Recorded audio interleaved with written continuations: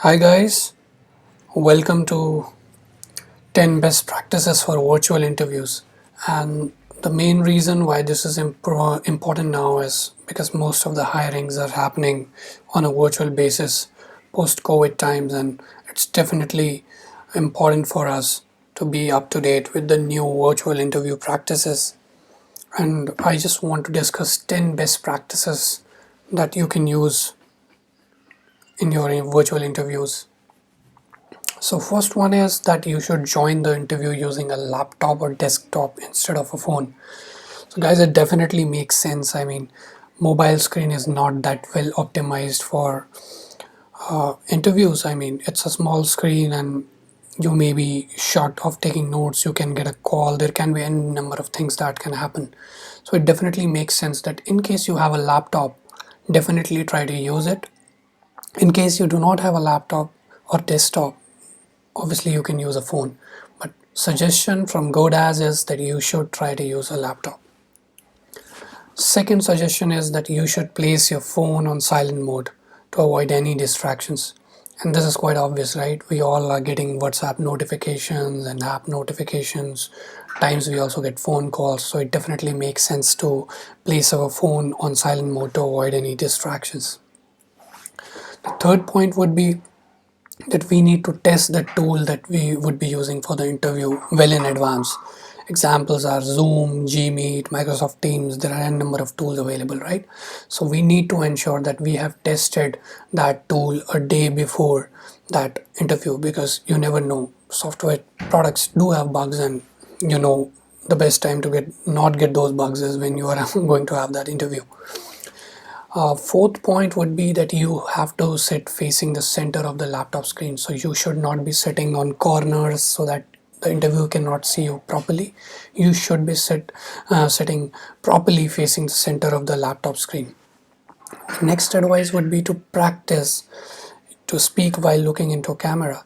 So most of us are not accustomed to speaking in front of a camera, and virtual interviews definitely require that. So what I would suggest is just try to practice, you know, talking in front of the webcam. So you have to look in front of your web camera and just talk as if that webcam is the actual person you're talking to. And when you see on the webcam, the interviewer who is actually taking that interview will get that perception that you are looking into his eyes. So that makes a better impression, of course. The sixth point would be that you have to make sure that your operating system and any updates are turned off. And this is obviously one of the most, non-commonsensical things that we all do. I mean, we are not sure when the operating system might suddenly suggest an update or something like that. It definitely makes sense to keep them as fine-tuned as possible and just keep them off so that there are low or no distractions.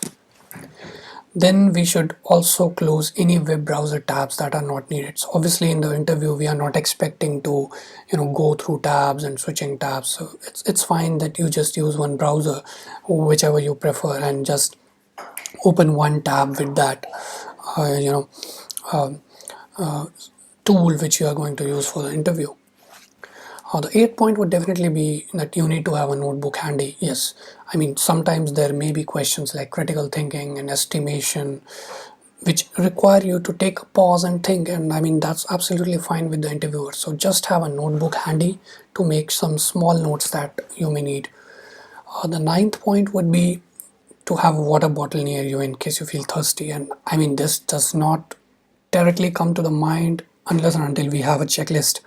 I mean, we definitely need to have a water bottle near us. Sometimes, there can be scenarios when the interviews may go long, and I mean, our throats might not be working as perfectly as possible. So it's better to have a sip of water, and it also helps us relax.